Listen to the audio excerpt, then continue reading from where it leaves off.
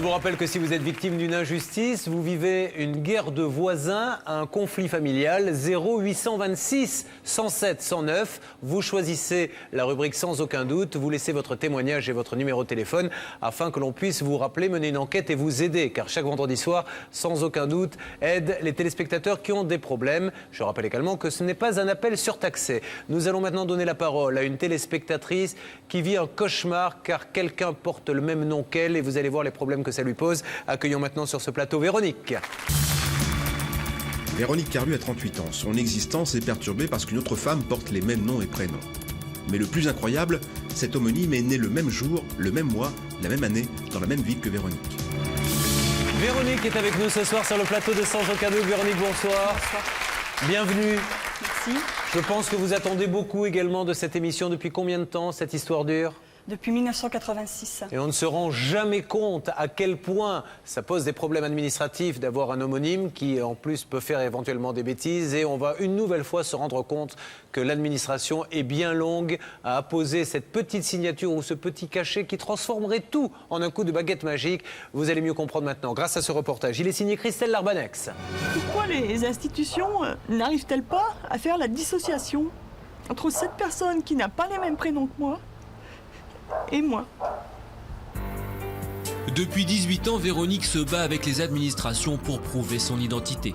Un combat au quotidien dont elle ne voit pas l'issue. J'ai l'impression que je me bats contre des moulins à vent. Alors pourquoi la jeune femme n'arrive-t-elle pas à prouver qui elle est? Véronique n'a pourtant pas de sœur jumelle. Elle possède une carte d'identité comme tout le monde. Seul problème, une autre femme porte le même prénom et le même nom qu'elle. Jusque-là, l'histoire peut paraître bien banale, mais accrochez-vous bien, la suite est étonnante. Les deux femmes sont nées le même jour, le même mois de la même année et dans la même ville. En somme, un homonyme presque parfait, une cohabitation difficile. Aujourd'hui, mon identité ne m'appartient plus. Je suis sans cesse obligée de prouver qui je suis. Pour comprendre l'histoire de Véronique, retour en arrière. Nous sommes en 1986, la jeune femme a 21 ans. Cette année-là, elle a décidé d'épouser Laurent, son fiancé. Et pour cela, elle a besoin d'un acte de naissance. Ses parents se chargent de se rendre à sa mairie de naissance. Et là, surprise. Mes parents ont appris ce jour-là que j'étais donc soi-disant mariée. Ma mère est passée par toutes les couleurs. Les personnes de la mairie lui ont proposé un siège parce qu'elle s'est sentie très mal. Parce que moi, la date de mariage qui leur était annoncée, j'étais en fait mineure.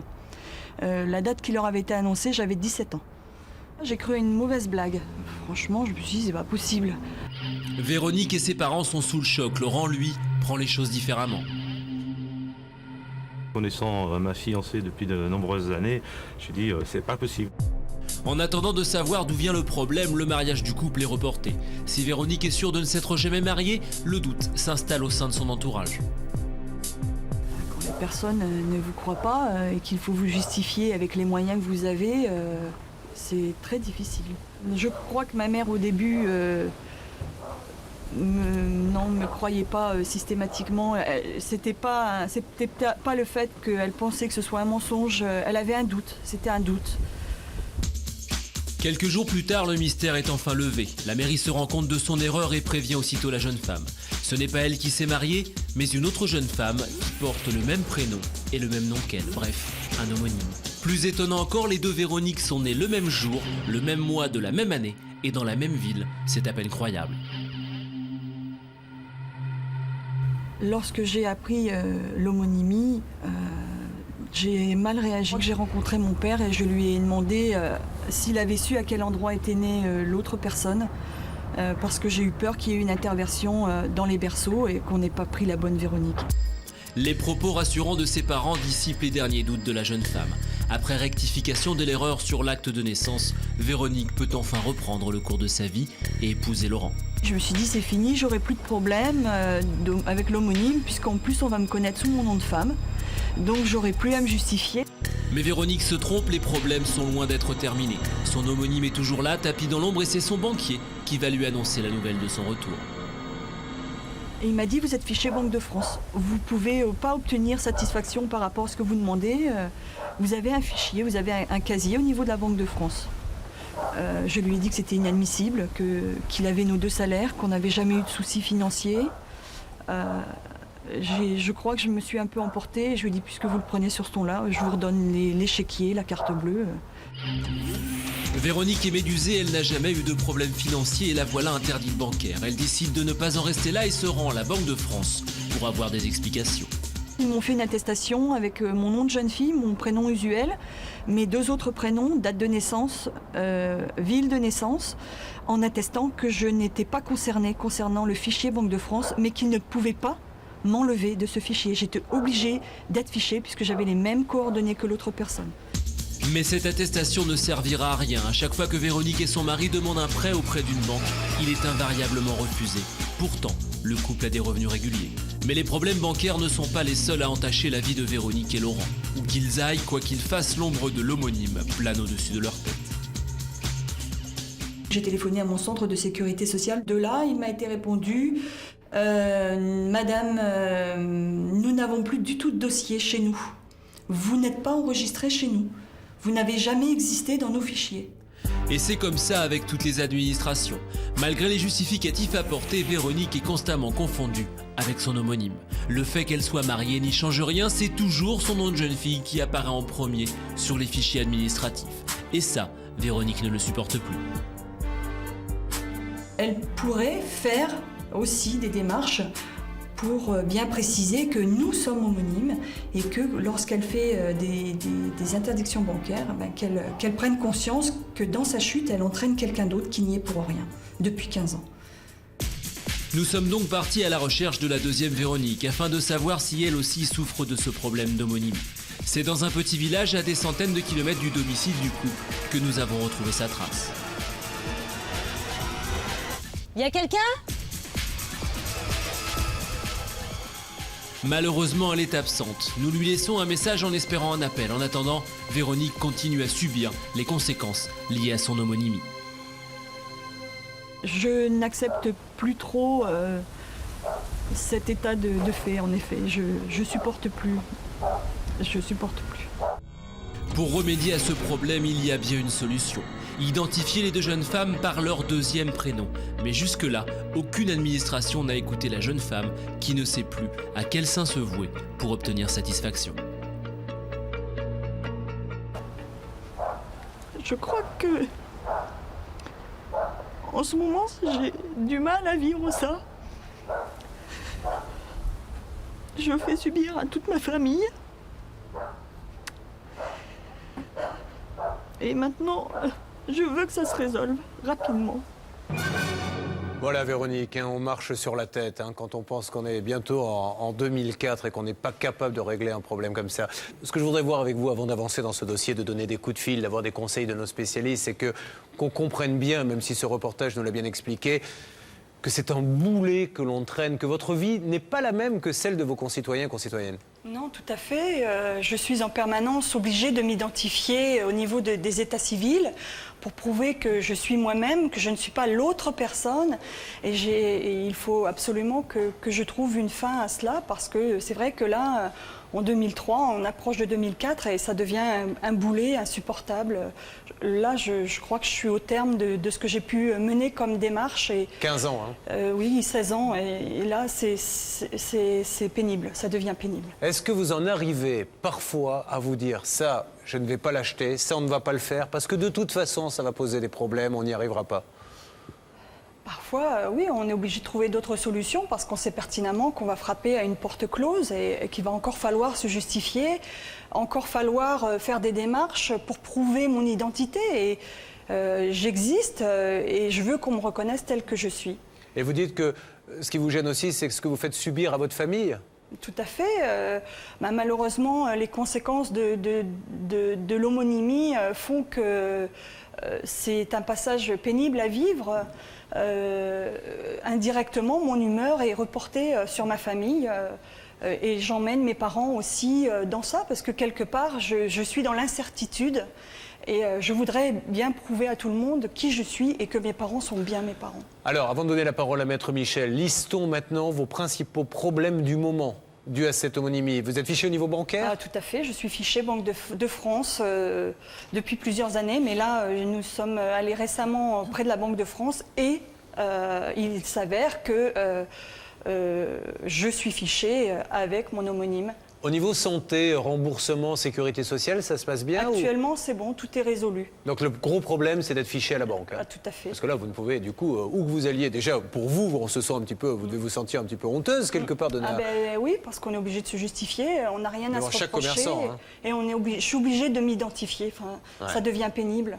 Alors, Maître Michel, vous êtes quand même très au courant de tout ce qui peut se passer dans l'administration. Est-ce que vous pouvez m'expliquer, mais à la rigueur pas à moi, aux téléspectateurs qui vous regardent face à leur caméra, comment se fait-il qu'en 2003, bientôt 2004, on ne puisse pas régler un problème qui paraît être aussi simple? Je pense que c'était compliqué par l'informatique.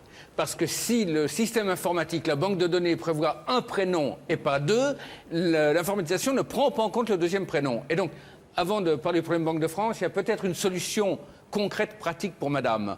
On peut, par une procédure extrêmement simple, faire modifier son prénom. Et il suffirait donc qu'elle fasse ajouter un trait d'union entre son premier prénom et son deuxième, pour n'être plus Véronique, mais Véronique Maryse, avec un trait d'union au milieu. Et à ce moment-là, dans les ordinateurs, ça ne sera plus la même. Néanmoins, excusez-moi, mais je trouve que ce n'est pas à elle de changer de prénom, elle n'a rien demandé. C'est entendu, mais ce qui est scandaleux, c'est l'attitude de la Banque de France. Parce que on va les appeler dans quelques instants, ça. Parce que la Banque de France ne peut pas ignorer qu'il y a erreur, elle a l'obligation de rectifier. Je précise simplement que par une simple requête devant le juge aux affaires familiales, donc il n'est même pas nécessaire de prendre un avocat, elle peut solliciter ce changement de prénom avec, ou alors tout simplement le fameux trait d'union entre les deux prénoms. Donc c'est une simple requête. Alors, dans un premier temps, parce que évidemment, on ne peut pas par un coup de fil faire changer votre nom, votre prénom. Nos spécialistes vont vous resynthétiser tout à l'heure en antenne tout ce que vous avez à faire pour être tranquille. Maintenant, on va essayer de faire lever le plus rapidement possible cette interdiction, le fait que vous soyez fiché à la Banque de France. Je me tourne avant de donner un premier coup de fil vers vous, madame. Qu'attendez-vous aujourd'hui de cette émission sans aucun doute? La première chose que la Banque de France daigne me retirer définitivement de ces fichiers, et la deuxième chose, que l'on m'identifie telle que je suis. Alors, une précision, vous n'avez eu aucun problème bancaire, on est bien d'accord? Ah non, mais tout à fait. Rien de rien de rien. Rien de rien de rien. Qu'ils ne nous Jamais. disent pas au téléphone, oui, mais il y a eu ça et ça, Non, rien. jamais. Non, bien, jamais. eh bien, alors c'est confiant que j'appelle maintenant la Banque de France et je demande à la régie de bien vouloir composer le numéro.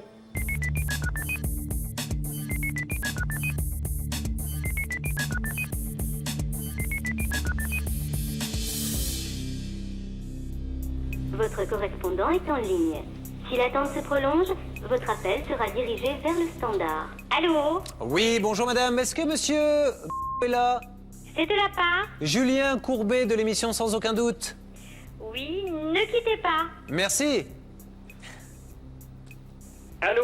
Allô, bonjour monsieur. Bonjour, monsieur Courbet. Comment allez-vous? Ça va très bien et vous-même? Bien, bien. Moi, ça va. Malheureusement, j'ai à côté de moi, dans le cadre de l'émission Sans aucun doute, une dame pour qui ça va pas beaucoup, monsieur, parce que la malheureuse n'a absolument rien fait et elle est victime d'un fichage à la Banque de France parce qu'elle a une homonyme qui porte exactement le même nom qu'elle. Et non seulement qui porte le même nom, mais le même prénom. Eh oui. Et qui est né le même jour. Ce qui est tout à fait incroyable, hein. Ce qui est exceptionnel, mais qui se produit en effet. Bon, alors voilà, cette dame est désespérée, désemparée. Comment peut-on faire pour que rapidement, vu qu'elle n'a eu aucun incident bancaire, pour qu'elle retrouve une vie normale? Alors écoutez, première chose, j'ai eu la confirmation ce matin de ce que l'incident qui a été déclaré, semble-t-il, au nom de son homonyme, nous avons obtenu notification des deuxième et troisième prénoms de cette personne. Par conséquent, la personne qui est en face de vous peut se présenter munie d'une pièce d'identité présentant ses propres prénoms à notre succursale et on lui délivrera une attestation d'homonymie qu'elle pourra présenter à ses banquiers pour obtenir toutes les régularisations si en effet, comme je le pense et comme elle le dit elle-même, il s'agit bien d'une personne différente. Alors, monsieur, je me permets quand même de vous dire que, d'après l'enquête de notre journaliste et d'après ce que nous a dit cette dame, je crois que vous avez déjà eu, madame, une attestation qui n'a pas servi à grand-chose. J'avais eu une attestation il y a quelques années, mais là, cette année, je n'ai pas réussi à l'obtenir puisque la Banque de France a formellement refusé de faire la recherche par rapport aux deux autres prénoms. D'accord. Non, elle n'a pas refusé de le faire, non. Je ne peux pas laisser dire ça. Allez-y, monsieur. Nous avons interrogé l'organisme qui avait fait la première déclaration pour obtenir le deuxième et le troisième prénom. Et je peux vous dire que nous avons eu un fax ce matin qui nous a fait cette rectification. Monsieur, est-ce qu'on peut partir du... votre cliente, enfin la personne qui est en face de vous, peut se présenter dès aujourd'hui à notre succursale de avec une pièce d'identité attestant de ses prénoms à elle, et on lui délivrera cette attestation. Est-ce que cette attestation, après je vous donne la parole, Maître Michel, est-ce que c'est à vie? Est-ce que ça veut dire qu'à partir de maintenant, elle n'aura plus jamais de problème avec cette autre personne? Malheureusement, ça, je ne peux pas lui en donner l'assurance. S'il y a de nouvelles déclarations, et si ces déclarations sont incomplètes, dans le cadre du fichier central d'échecs ou dans tout autre cadre qui pourrait se présenter, hein, elle peut avoir de nouvelles difficultés, malheureusement. Pourquoi vous ne prenez pas en compte dans votre fichier les deuxième et troisième prénoms? Pourquoi vous n'exigez pourquoi vous n'exigez pas des organismes qui vous signalent des défauts de paiement qu'ils fournissent l'ensemble d'identité de celui? Nous recommandons de remplir l'ensemble de l'identité. Mais comme vous le savez, tout le monde n'a pas de deuxième et troisième prénom. Il faut qu'en l'occurrence, les deux personnes dont il semble s'agir en ont. Mais on a le droit d'avoir un seul prénom. Bien sûr, mais si à la place de le recommander, vous l'exigiez, on sait que les banques sont très attentives sur vos prérogatives. Pardon? Pour l'exiger, il faudrait que la loi nous les y oblige. D'accord. Ce n'est pas le cas. Bon, alors cette dame va se présenter donc dès demain. Dès aujourd'hui. D'accord. Si vous voulez dire quelque chose à ce monsieur. Et je pense qu'on lui dira, on lui donnera un papier, on lui dira tout ce qu'il faut qu'elle fasse vis-à-vis de ses propres banquiers pour régulariser sa situation. Madame? Et je crois que c'est le plus important pour elle. La seule chose que je regrette franchement, c'est que quand je me suis présentée à vous la semaine dernière, vous n'avez pas voulu faire la recherche avec le deuxième prénom. Et ça, je le regrette fortement. Madame, ça m'aurait évité bien des déboires. C'est tout ce que j'ai à vous dire. Donc, vous ne pouvez pas dire on n'a pas voulu la faire. Vous n'avez pas fait les recherches au moment où je vous les ai demandées. Au moment où j'étais présente devant vous, je vous ai demandé d'appeler l'autre banque, l'autre établissement bancaire.